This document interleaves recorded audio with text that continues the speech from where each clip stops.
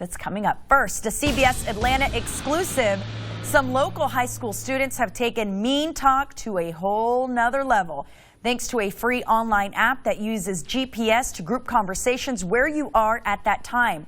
CBS Atlanta's Veronica Griffin has the story of one principal who is asking parents to help him shut down this app.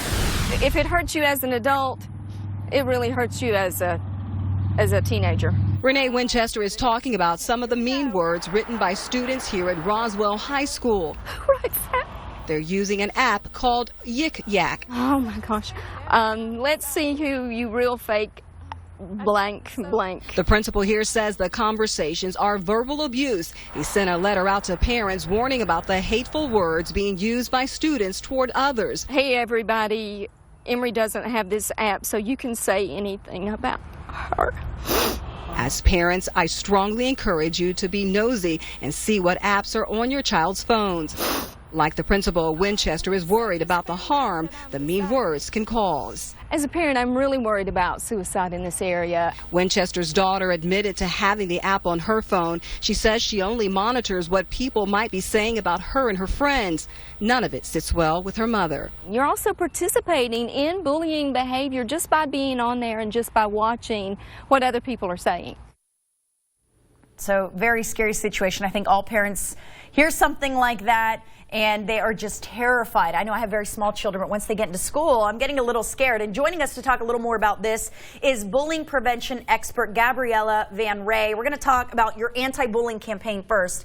But first, I want to ask your thoughts, because this is something you see all the time, unfortunately. I see it all the time. I'm not surprised. But again, we give these smartphones in the hands of children that can't deal with social media and with etiquette. Really, it is about etiquette and behavior.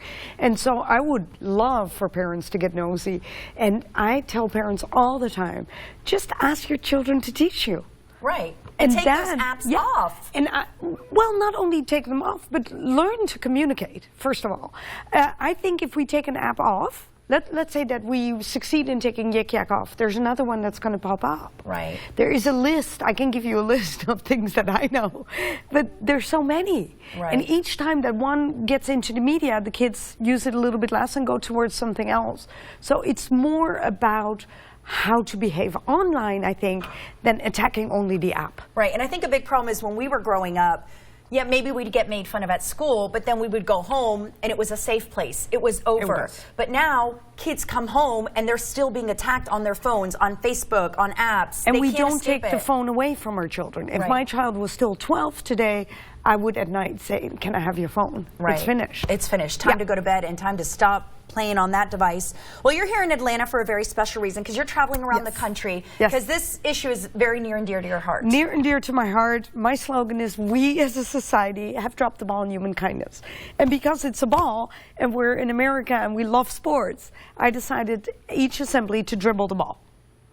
Because the ball represents a child, and then I throw it to the audience, to the students, and they say, what do I do with it now? And I said, that's that child that's been ridiculed on cyberbullying, on any kind of form, and that you see in the cafeteria sitting alone day after day. It takes one moment, one person, one kindness to change that. And the kids say to me, I don't dare to talk to her or him. And I always say the same, just sit there. If someone had sat next to me in the cafeteria at school when I was 9, I would have been so grateful. Right. And I asked you, do you have kids? Why is this such a big deal to you? And you said it's because you were bullied. I've been bullied most of my life for my looks. And I was adopted in the 60s, and nobody had my color skin. So that, I stood out so much like a sore thumb, I couldn't get there. So I teach the kids ownership. Because if you don't have ownership, you never really learn. And the problem is, we parents, we really love our kids, but we do it sometimes wrong, including myself. See, if my daughter would have a uniqueness that she gets bullied for, our instinct is to say, no, you don't have that, sweetheart. Right. And I think that's where the problem really lies. Because if I was short and they called me a foreigner, I was in Holland, right? But I didn't say that. I said, no, I'm not, no, I'm not. You know, and I hoped it would go away. And all these children hope it goes away. And one thing that happens today is children lose their lives to this cyber tormenting, and I'm out there saying this is not okay. It's not okay because it's happening way too much, and we have a full screen here I want to talk about because these are some statistics, and that is 25% of children have been bullied via video, pictures, text, and 50% of teens, they've been bullied online. So this is happening all the time. All the time. And the hands that go up in the classroom, you should see it. I would say, when I say Instagram, 85% goes up. Facebook is more elementary school and not middle school, just so you know. And then, last but not least, Twitter is really getting big too. Twitter is terrible. Yeah, for cyberbullying. It's great for some things, not so good for some kids who are using it for the wrong reasons. And one statistic that was on the bottom of the screen, you can't ignore, was that 4 kids a week commit suicide because of bullying. And we don't know them because we have all kinds of schools that will not report this because the parents don't report it either. And I'm not sure how I would react myself if it was my child. So you understand that when something like this happens that's so traumatic, I'm not sure I would go to the media and explain everything and go out there. Yeah. And that's why the statistics are not totally correct. And Catholic schools don't report it either, I have found out. And so that gives us a warped sense of where we're at. But the honest truth is I hear a case every 2 days in this country. And I have Google alerts for everything, for Europe, everything. So it's nonstop, and everyone needs to know. It's also the adults. Right. So we really need to pick up the ball, and we need to be kind. Yeah. Because we're next. And I say to people, that's what you don't understand. We're next. So be kind.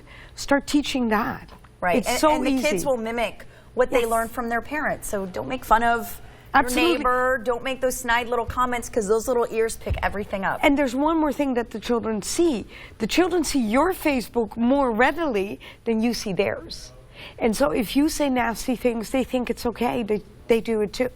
And I do see that. A lot of adults don't post nice things. Unfortunately, that should not be happening. Thank you so much for coming on the show. Thank you. We appreciate it. I'll give you the ball.